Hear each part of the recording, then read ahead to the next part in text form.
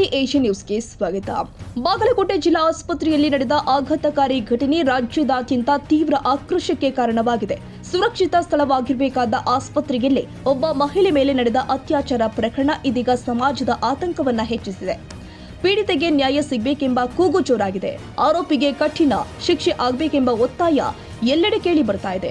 ಇದೇ ವೇಳೆ ಘಟನೆ ವೇಳೆ ಪೀಡಿತೆಗೆ ಜೀವ ಬೆದರಿಕೆ ಹಾಕಲಾಗಿದೆ ಎಂಬ ಮಾಹಿತಿ ಪ್ರಕರಣದ ಗಂಭೀರತೆಯನ್ನ ಇನ್ನಷ್ಟು ಹೆಚ್ಚಿಸಿದೆ. ಬಾಗಲಕೋಟೆ ಜಿಲ್ಲಾ ಆಸ್ಪತ್ರೆಯಲ್ಲಿ ನಡೆದ ಈ ಭೀಕರ ಘಟನೆ ಸಮಾಜದ ಮನಸ್ಸನ್ನ ಕಲಕುವಂತಾಗಿದೆ. ಕಾಲು ನೋವಿನಿಂದಾಗಿ ಆಸ್ಪತ್ರೆಗೆ ದಾಖಲಾಗಿದ್ದ ವ್ಯಕ್ತಿಯ ಜೊತೆಗೆ ಬಂದಿದ್ದ ಅವನ ತಂಗಿಯ ಮೇಲೆ ಆಸ್ಪತ್ರೆಯಲ್ಲಿ ಕೆಲಸ ಮಾಡ್ತಾ ಇದ್ದ ಫರೀದ್ ಸಾಬ್ ಡಂಗಿ ಎಂಬಾತ ಕಣ್ಣಿಟ್ಟಿದ್ದಾನೆ ಎಂಬ ಗಂಭೀರ ಆರೋಪ ಕೇಳಿಬಂದಿದೆ. ಚಿಕಿತ್ಸೆ ಮತ್ತು ಇಂಜೆಕ್ಷನ್ ನೀಡುವ ನೆಪದಲ್ಲಿ ಅವಳ ವಿಶ್ವಾಸವನ್ನ ದುರುಪಯೋಗ ಮಾಡಿಕೊಂಡಿದ್ದಾನೆ ಎನ್ನಲಾಗಿದೆ. ನಿನ್ನೆ ರಾತ್ರಿ ಆ ಮಹಿಳೆ ಬಾತ್ರೂಮ್ಗೆ ತೆರಳಿದಾಗ ಆತನಿಂದ ಅವಳನ್ನ ಹಿಂಬಾಲಿಸಲಾಗಿದೆ. ಬಳಿಕ ಬಾತ್ರೂಮ್ ಒಳಗೆ ಪ್ರವೇಶಿಸಿದ ಆತ ಅವಳಿಗೆ ಜೀವ ಬೆದರಿಕೆ ಹಾಕಿದ್ದಾನೆ ಎಂಬ ಸಂಗತಿ ಬೆಳಕಿಗೆ ಬಂದಿದೆ. ಈ ವಿಷಯವನ್ನ ಯಾರಿಗಾದ್ರೂ ಹೇಳಿದ್ರೆ ನಿನ್ನ ಜೀವ ತೆಗೆದುಕೊಳ್ತೀನಿ ಅಂತ ಬೆದರಿಕೆ ಹಾಕಿ ಭಯ ಹುಟ್ಟಿಸಿ ಆಕೆ ಮೇಲೆ ಅತ್ಯಾಚಾರ ಎಸಗಿದ ಘಟನೆ ವರದಿಯಾಗಿದೆ. ಘಟನೆ ಬಳಿಕ ಆಕೆಯನ್ನ ಅದೇ ಸ್ಥಳದಲ್ಲಿ ಬಿಟ್ಟು ಹೊರಗಡೆ ಬೀಗ ಹಾಕಲಾಗಿದೆ ಎಂಬ ಮಾಹಿತಿ ಲಭ್ಯವಾಗಿದೆ. ಬೆಳಗ್ಗೆ ಆಸ್ಪತ್ರೆಯ ಸಿಬ್ಬಂದಿಗಳು ಬಾಗಿಲು ತೆರೆಯುವಾಗ ಒಳಗಡೆ ಮಹಿಳೆ ಇದ್ದದ್ದು ಪತ್ತೆಯಾಗಿದೆ. ಘಟನೆ ಬಹಿರಂಗವಾಗ್ತಾ ಇದ್ದಂತೆ ಪೊಲೀಸರು ತಕ್ಷಣವೇ ಆಸ್ಪತ್ರೆಗೆ ಆಗಮಿಸಿ ಪರಿಶೀಲನೆ ನಡೆಸಿದ್ದಾರೆ. ಆರೋಪಿ ಫರೀದ್ ಸಾಬ್ ಡಂಗಿ ವಿರುದ್ಧ ಎಫ್ಐಆರ್ ದಾಖಲಿಸಲಾಗಿದ್ದು ಅವನನ್ನ ಬಂಧಿಸಿ ಕಸ್ಟಡಿಗೆ ತೆಗೆದುಕೊಂಡಿದ್ದಾರೆ. ಈ ಸಂದರ್ಭದಲ್ಲಿ ಅಲ್ಲಿನ ವೈದ್ಯರು ಆದ ಮಹೇಶ್ ಕೋಡಿ ಅವರು ಸ್ಪಷ್ಟ ಮಾಹಿತಿ ಕೊಟ್ಟಿದ್ದು, ಘಟನೆ ನಡೆದ ತಕ್ಷಣವೇ ಆಡಳಿತ ಹಾಗೂ ಪೊಲೀಸರಿಗೆ ಮಾಹಿತಿ ಕೊಡಲಾಗಿದೆ. ಪೀಡಿತೆಗೆ ಅಗತ್ಯ ಚಿಕಿತ್ಸೆ ಹಾಗೂ ಭದ್ರತೆ ಒದಗಿಸಲಾಗ್ತಾ ಇದೆ.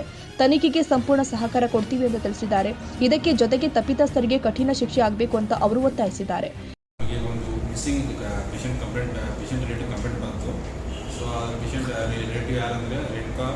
ಅನ್ಸೂರ್ ಅಂತ 34 ವರ್ಷ ಮಾಡಿ ಅವಳು ಮಿಸ್ಸಿಂಗ್ ಅದ ಅಂತೇಳಿ ಅವ್ರ ರಿಲೇಟಿವ್ಸ್ ನಮ್ಮ ಕಂಪ್ಲೇಂಟ್ ತಂದು ಕೊಟ್ಟರು. ಆಮೇಲೆ ನಮ್ಮ ನರ್ಸಿಂಗ್ ಸ್ಟಾಫ್ ನರ್ಸಿಂಗ್ ಆಫೀಸರ್ಸ್ ಮತ್ತು ನಮ್ಮ ಇಲ್ಲಿ ಸೆಕ್ಯೂರಿಟಿ ಅವರೆಲ್ಲ ಕೂತ್ಕೊಂಡು ನಾವು ಅದನ್ನು ಪೇಷಂಟನ್ನು ನಾವು ಹುಡುಕ್ಲಿಕ್ಕೆ ನಾವು ಇದು ಮಾಡಿದ್ದೀವಿ. ಆಮೇಲೆ ನಮಗೆ ಸುಮಾರು 1 ತಾಸು ಬಿಟ್ಟು ನಮಗೆ ಆ ಪೇಷಂಟು ನಮ್ಮಲ್ಲಿ ಗ್ರೌಂಡ್ ಫ್ಲೋರ್ ಇರುವಂಥ ಜಿರಿಯಾಟ್ರಿಕ್ ವಾರ್ಡ್ ನಮ್ಮ ನರ್ಸಿಂಗ್ ಆಫೀಸರ್ಸ್ ಯೂಸ್ ಮಾಡುವಂಥ ಏನಂತಾರೆ ರೆಸ್ಟ್ ರೂಮಲ್ಲಿ ಅದು ಅಲ್ಲಿರ್ಬೋದು ಅಂತ ನಮಗೆ ಒಂದು ಮಾಹಿತಿ ಬಂತು. ಅಲ್ಲಿ ಹೋಗಿ ನೋಡಿದಾಗ ಅದು ರೆಸ್ಟ್ ರೂಮ್ ಬಾಗಿಲು ಹಾಕಿಬಿಟ್ಟು ಕೀಲಿ ಹಾಕಿ ಅದನ್ನು ಲಾಕ್ ಮಾಡಿದ್ರು. ಸೊ ಆಮೇಲೆ ನಮಗೆ ಅದು ಮಿಸ್ಸಿಂಗ್ ಅವರೇ ಅಲ್ಲೇ ಇರ್ಬೋದು ಅಂತ ತಿಳ್ಕೊಂಡ್ಬಿಟ್ಟು ನಾವು ಕನ್ಸರ್ನ್ ರಿಲೇಟಿವ್ಸ್ ಕರೆಸಿಬಿಟ್ಟು ಆಮೇಲೆ ಅದು ತೆಗೆದುಬಿಟ್ಟು ಓಪನ್ ಮಾಡೋಕ್ಕೆ ನಾವು ಟ್ರೈ ಮಾಡಿದ್ದೀವಿ. ಬಟ್ ಇವರು ನಮ್ಮ ರಿಲೇಟಿವ್ಸ್ ಹೇಳಿಲ್ಲ, ನಾವು ಪೊಲೀಸ್ ಬರಬೇಕು, ಪೊಲೀಸ್ ಬಂದ ಮೇಲೆ ನಾವು ಬಾಗಿಲು ಓಪನ್ ಮಾಡ್ತೀವಿ ಅಂತ ನಮಗೆ ಒತ್ತಾಯ ಮಾಡಿದಾಗ ನಾವು ನೇರವಾಗಿ ನಾವು ಪೊಲೀಸ್ ಕಂಪ್ಲೇಂಟ್ ಕೊಟ್ಟಿವಿ. ಆಮೇಲೆ ಪೊಲೀಸ್ ತಂಡ ಬಂದುಬಿಟ್ಟು ಆಮೇಲೆ ಅದು ಬಾಗಿಲು ಓಪನ್ ಮಾಡಿದಾಗ ಅದು ಮಿಸ್ಸಿಂಗ್ ರಿಲೇಟಿವ್ ಇದ್ದಾರಲ್ಲ ಹೆಸರು ರೇಣುಕಾ ಹಸನವ್ರು, ಅವರು ಟಾಯ್ಲೆಟಲ್ಲಿ ರೆಸ್ಟ್ ರೂಮಲ್ಲಿ ಒಳಗಿದ್ರು ಅವರು. ಆಮೇಲೆ ಆ ಪೊಲೀಸರು ಅವ್ರನ್ನ ವಿಚಾರಿಸಿ ಮಾಡಿದಾಗ ಸೊ ನಮ್ಮದೇ ಆದಂಥ ಡಿ ಸ್ಟಾಫ್ ಅವನು ಈ ಕೆಲಸ ಮಾಡಿ ಅಂತ ತಿಳ್ಕೊಂಡ್ಬಿಟ್ಟು ನಮಗೆಲ್ಲ ಗೊತ್ತಾಯಿತು. ನಮ್ಮ ಪೊಲೀಸ್ ಅವರು ತನಿಖೆ ಮಾಡಿ ಅವನನ್ನು ಅರೆಸ್ಟ್ ಮಾಡಿಕೊಂಡು ಅವನು ಕರ್ಕೊಂಡೋಗಿ ಮುಂದಿನ ವಿಚಾರಣೆ ಮಾಡ್ತಾ ಇದ್ದಾರೆ. ಸೊ ಪೊಲೀಸ್ ಕಡೆಯಿಂದ ಏನು ಮಾಹಿತಿ ಬರ್ತಿತ್ತು ಅದು ಬಂದಮೇಲೆ ಮುಂದಿನ ಕ್ರಮ ತಗೋತೀವಿ. ಈಗಾಗಲೇ ನಾವು ಔಟ್ಸೋರ್ಸನ್ನು ಕಾಂಟ್ರಾಕ್ಟ್ ಇದ್ದ ಕಾರಣ ಅವನನ್ನು ತಕ್ಷಣ ನಾವು ಅವನ ಜಾಬ್ದಿಂದ ನಾವು ತೆಗೆದಾಕಿದ್ದೀವಿ ಮತ್ತು ಔಟ್ಸೋರ್ಸ್ ಏಜೆನ್ಸಿಗೆ ನಾವು ಮಾಹಿತಿ ಕೊಟ್ಟಿದ್ದೀವಿ ಸರ್.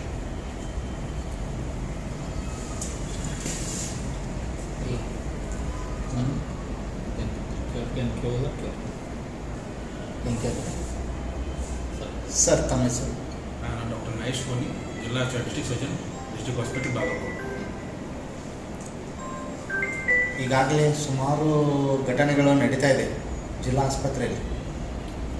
ಇದಕ್ಕೇನು ಕ್ರಮ ತೆಗೆದುಕೊಂಡಿದ್ದಾರೆ ಸರ್ ಈಗಾಗಲೇ? ಇಲ್ಲ, ಇವಾಗ ನಾವು ಈ ಥರ ನಾವು ಬಂದಮೇಲೆ ಈ ಥರ ಘಟನೆ ಆಗಿದ್ದು ಮೊದಲೇ ಸಲ. ಬಟ್ ಈ ಸಲ ಮುಂಚೆ ಆಗಿತ್ತು ಅಂತ ಎಷ್ಟೋ ನಾವು ಕಂಪ್ಲೇಂಟ್ಸ್ ಇದ್ದೀವಿ. ಅದಕ್ಕೆ ನಾವು ಬಂದು ಆಲ್ಮೋಸ್ಟ್ 1 ಇಯರ್ ಆಯಿತು. ಬಂದ ಸೆಕ್ಯೂರಿಟಿ ಸಂಬಂಧ ನಾವು ಎಲ್ಲ ಹಾಸ್ಪಿಟಲ್ ತುಂಬ ಸುಮಾರು 150 CC ಕ್ಯಾಮ್ರಾ ನಾವು ಅಳವಡಿಸಿದ್ದೀವಿ. ಆಮೇಲೆ ಎಲ್ಲ ಕಡೆ ನಾವು ಏನಿಲ್ಲ ನಮಗೆ ಮೂಲಭೂತ ಸೌಕರ್ಯ ಏನೇ ಪೇಷಂಟ್ಗೆ ಅದೆಲ್ಲ ನಾವು ಮಾಡಿದ್ದೀವಿ. ಬಟ್ ಈ ಇನ್ಸಿಡೆಂಟ್ ನಮ್ಗೆ ಆಲ್ಮೋಸ್ಟ್ ನಮ್ಮ ಅನ್ಎಕ್ಸ್ಪೆಕ್ಟೆಡ್ ಆಗಿದೆ. ಸೊ ಇದ್ರ ಬಗ್ಗೆ ನಾವು ಸ್ವಲ್ಪ ಇನ್ನೂ ಹೆಚ್ಚಿನ ಕೇರ್ಫುಲ್ ತೊಗೊಂಡು ಸ್ವಲ್ಪ ಸೆಕ್ಯೂರಿಟಿ ಹೆಚ್ಚು ಮಾಡಿಬಿಟ್ಟು ಮುಂದಿನ ದಿನಮಾನಗಳಲ್ಲಿ ಈ ಥರ ಇನ್ಸಿಡೆಂಟ್ ಆಗಬಾರ್ದು ನಾವು ಕ್ರಮ ತಗೋತೀವಿ ಸರ್. ಅದೇ ರೀತಿಯಾಗಿ ಈಗ ನಿಮ್ಮ ಸಿಬ್ಬಂದಿಗಳ ಮೇಲೆ ಯಾವ ಥರ ಕ್ರಮ ತಗೋಬೇಕಂತ ನೀವೊಂದು ವಿಚಾರವನ್ನು ಈಗ ಆಲ್ರೆಡಿ ಹೇಳಿದ್ದೀನಿ. ಇನ್ನು ಔಟ್ಸೋರ್ಸ್ ಗುತ್ತಿಗೆ ತರಬೇಕಂತ ಔಟ್ಸೋರ್ಸ್ ಎಂಪ್ಲಾಯಿ ತಕ್ಷಣ ಇವನನ್ನು ನಾವು ಜಾಬ್ದಿಂದ ತೆಗೆದು ಹಾಕಿದ್ದೀವಿ. ಮತ್ತು ಅದು ಏನು ಔಟ್ಸೋರ್ಸ್ ಏಜೆನ್ಸಿ ಇರ್ತದೆ ಅವ್ರಿಗೆ ಮಾಹಿತಿನೂ ಕೊಟ್ಟಿದ್ದೀವಿ. ಮತ್ತು ಬೇರೆ ಯಾರು ಸಿಬ್ಬಂದಿ ಈ ಥರ ನಮ್ಮ ಕಂಡು ಬಂದಲ್ಲಿ ನಾವು ತಕ್ಷಣ ನಮ್ಮ ಡಿಪಾರ್ಟ್ಮೆಂಟಲ್ಲಿ ಏನು ಕ್ರಮ ಕೊಡ್ಬೇಕು ಅಂತ ತಗೋತೀವಿ ಸರ್. ಸರ್ ಇನ್ನೊಂದು, ಈಗ ಜಿಲ್ಲಾ ಆಸ್ಪತ್ರೆ ನಮ್ಮ ಬಾಗಲಕೋಟೆಗೆ ಇದು ಒಂದು ಹೆಡ್ ಆಸ್ಪತ್ರೆ ಅನ್ಬೋದು, ಸಾಕಷ್ಟು ಬಡ ರೋಗಿಗಳು ಬರ್ತಾರೆ. ಖಂಡಿತ. ಏನೋ ಈ ಥರ ಒಂದು ಆಸ್ಪತ್ರೆ ಒಳಗೆ ಅದೇನೋ ಒಂಥರ ಬೇಲ್ನೇ ಎದ್ದು ಹೊಲ ಮೇಯೋದು ಅಂತ ಆಗದ ಸಾರ್ವಜನಿಕರ ಪರಿಸ್ಥಿತಿನೂ ಕೂಡ ಭಾಳ ಚಿಂತಾಜನಕ ಆಗುತ್ತೆ.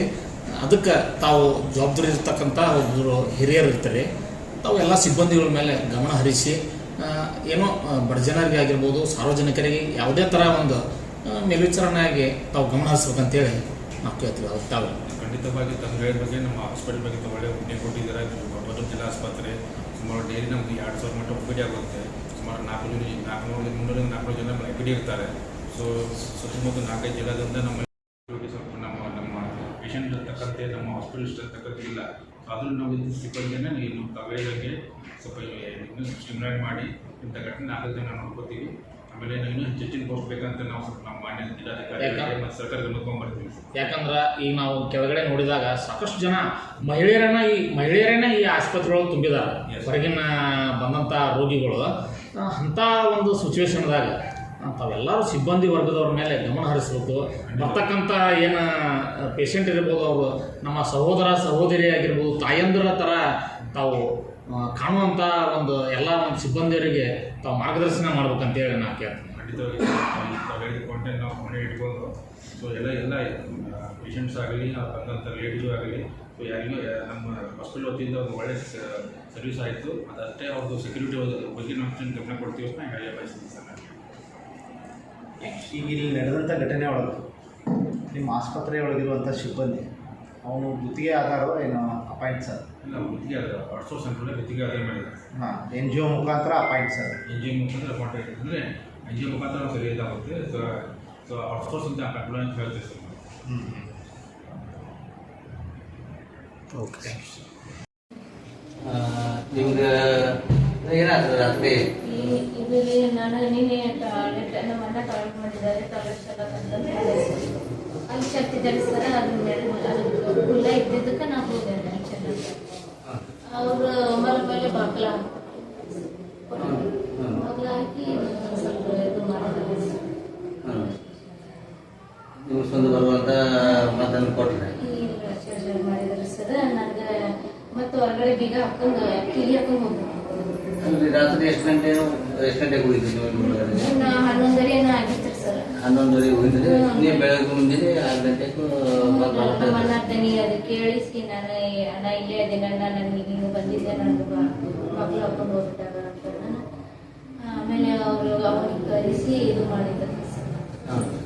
ಈಗ ಅವ್ರ ಕಡೆ ಅವ್ರನ್ನ ಕಲಿಸಿ ನಿಮ್ಗೆ ಇದು ಮಾಡಿದ್ರಿ.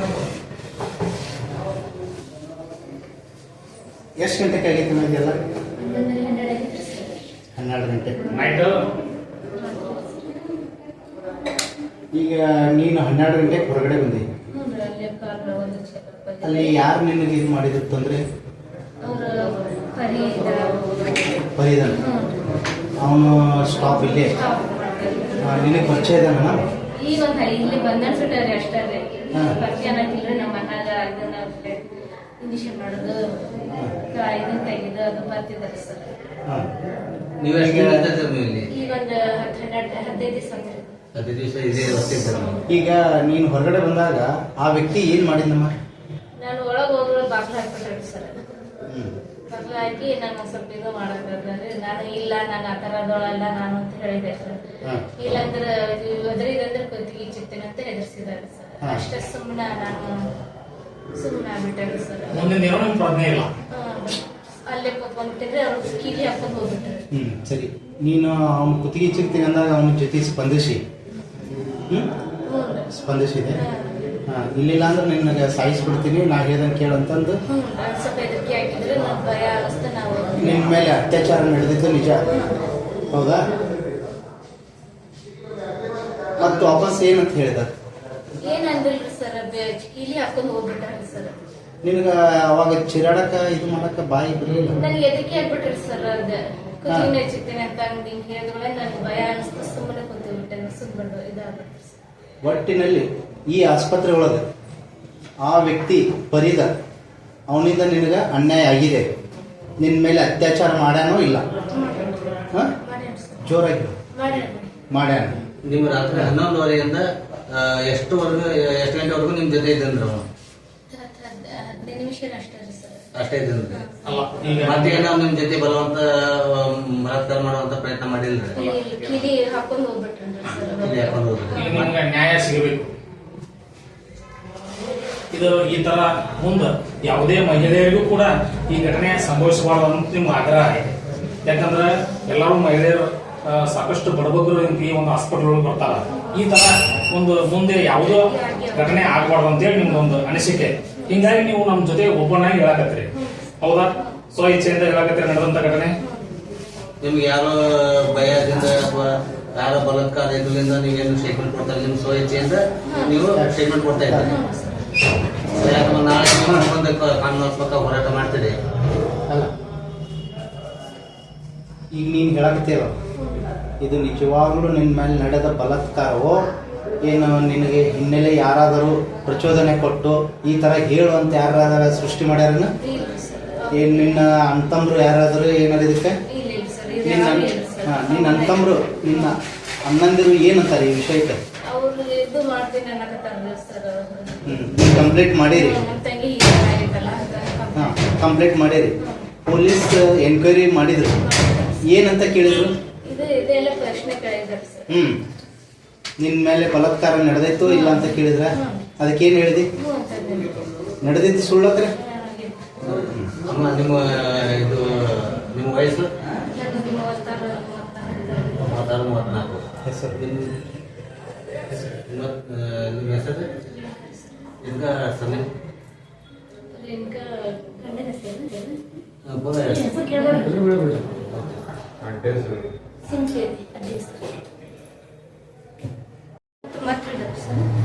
ಅಲ್ಲ, ನಿನಗಾಗಿರೋ ಅನ್ಯಾಯ ನಿನಗಾಗಿರೋ ಅನ್ಯಾಯ ಇನ್ನು ಮುಂದೆ ಯಾವ ಹೆಣ್ಮಕ್ಳಿಗೂ ಆಗ್ಬಾರ್ದು ಅನ್ನೋದೇ ನಿನ್ನ ಕಾನೂನಿನ ಹೋರಾಟ, ಹೌದಾ? ಈ ತರ ಘಟನೆ ಆಗ್ಬಾರ್ದಿತ್ತು. ಇಂಥವು ಘಟನೆ ಒಂದು ಅದು ಡಿಸ್ಟ್ರಿಕ್ಟ್ ಹಾಸ್ಪಿಟಲ್ ಅಲ್ಲಿ ಸಾಕಷ್ಟು ಸಾವಿರಾರು ಮಹಿಳೆಯರು ಬರ್ತಾರೆ. ಇದು ನೀವು ಇದನ್ನ ಸಾಕಷ್ಟು ಇದನ್ನ ಎಲ್ಲಿ ಹೊರಗೆ ಹೇಳ್ಕೊಳ್ಳುವಂತ ಪರಿಸ್ಥಿತಿ ಆಗಿತ್ತು. ಅದು ಕೂಡ ಅನಿವಾರ್ಯವಾಗಿ ಹೇಳ್ಕೋಬೇಕಾಯ್ತು. ನಿಮ್ಮ ಪಕ್ಕಕ್ಕೆ ನಿಂತಾರಲ್ಲ ಅವ್ರನ್ನೇ ನೋಡ್ಕೊಳ್ಳೋದಕ್ಕೆ ಇದ್ದಿದ್ದವದಲ್ಲ ಅವರು? ಏನು ಅವ್ರ ಹೆಸರು? ನಾವು ಇಂದು ಬಾಗಲಕೋಟೆ ಜಿಲ್ಲೆಯ ಜಿಲ್ಲಾ ಆಸ್ಪತ್ರೆಯಲ್ಲಿದ್ದೇವೆ.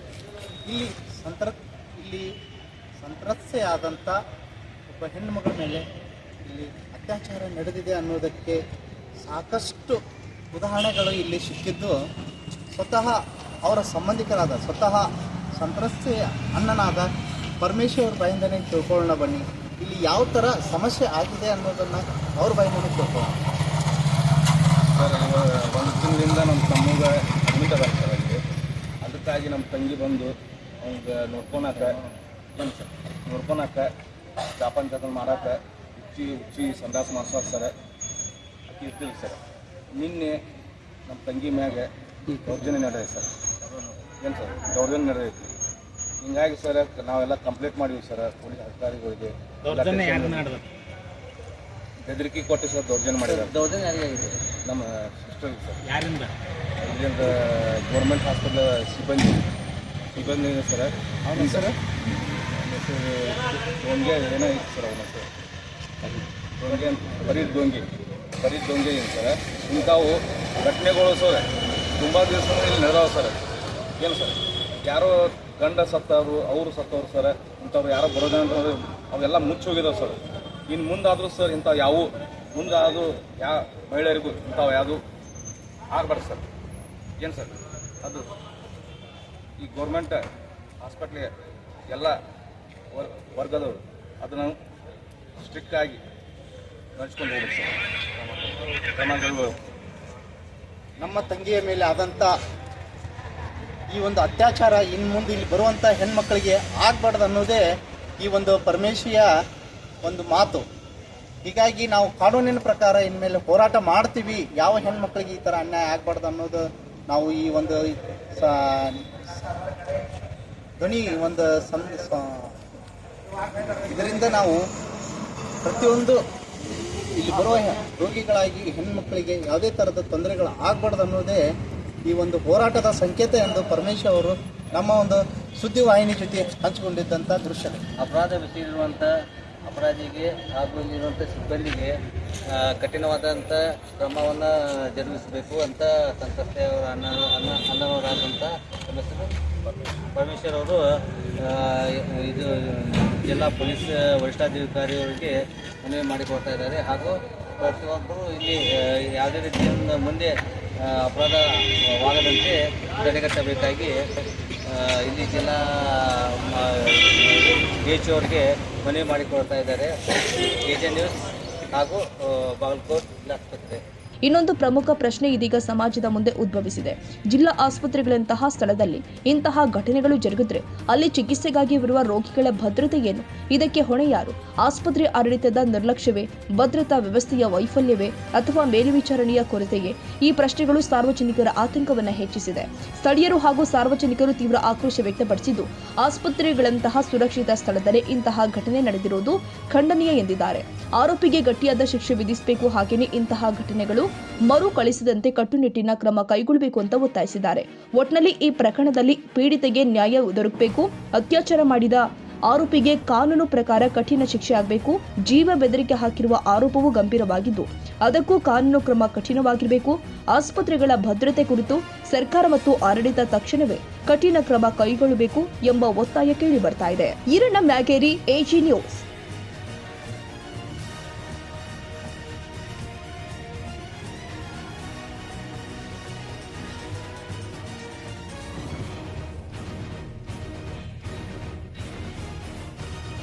ಕನ್ನಡಿಗರ ಮೆಚ್ಚಿನ ನಿಮ್ಮ AJ 24/7 ನ್ಯೂಸ್ ಕನ್ನಡ ವಾಹಿನಿ ಇದೀಗ ಟಿವಿಯಲ್ಲಿ ಲಭ್ಯ.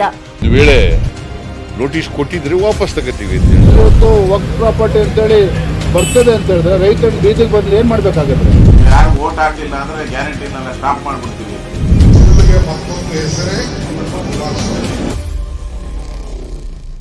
ಕರ್ನಾಟಕ ಮತ್ತು ದೇಶ ವಿದೇಶ 360 ಡಿಗ್ರಿ ಸುದ್ದಿ ಹಾಗೂ ಉತ್ತರ ಕರ್ನಾಟಕ, ಬೆಳಗಾವಿ, ಬಾಗಲಕೋಟೆ, ಧಾರವಾಡ, ಹಾವೇರಿ, ಗದಗ, ಬಿಜಾಪುರ ಜಿಲ್ಲೆಯ ಕ್ಷಣ ಕ್ಷಣದ ವಿವರವನ್ನ ಪಡೆಯುವುದಕ್ಕೆ AJ 24/7 ನ್ಯೂಸ್ ಕನ್ನಡ ವಾಹಿನಿಯನ್ನ ಲೈಕ್ ಮಾಡಿ, ವಿಡಿಯೋಗಳನ್ನ ಶೇರ್ ಮಾಡಿ, ಕಮೆಂಟ್ ಮಾಡುವ ಮೂಲಕ ನಮ್ಮ ವಾಹಿನಿಗೆ ಸಹಕಾರ ನೀಡಿ ಮತ್ತು ಚಾನೆಲ್ ಅನ್ನ ಸಬ್ಸ್ಕ್ರೈಬ್ ಮಾಡಿ. ಧನ್ಯವಾದಗಳು.